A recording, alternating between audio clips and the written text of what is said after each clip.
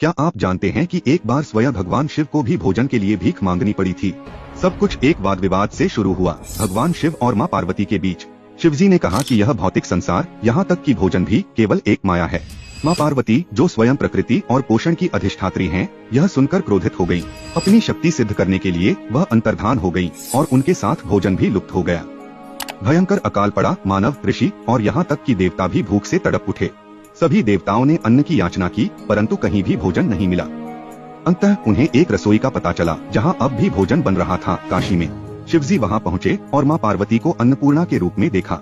स्वर्गीय वस्त्रों में सुसज्जित माता अन्नपूर्णा भूखों को भोजन परोस रही थीं। शिवजी ने उनकी भिक्षा को विनम्रता पूर्वक स्वीकार किया और यह समझ गए, भोजन कोई माया नहीं बल्कि परम सत्य और ईश्वरीय अनुग्रह है।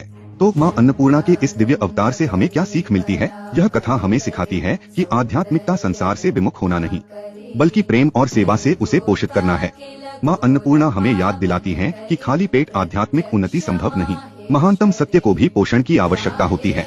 भोजन केवल जीवन का आधार नहीं, बल्कि पवित्र प्रसाद है, ईश्वर का वरदान। इस शुभ नवरात्रि के 7वें दिन मां अन्नपूर्णा का आशीर्वाद प्राप्त करें। आपका जीवन समृद्ध और संतोषपूर्ण हो। जय माता दी।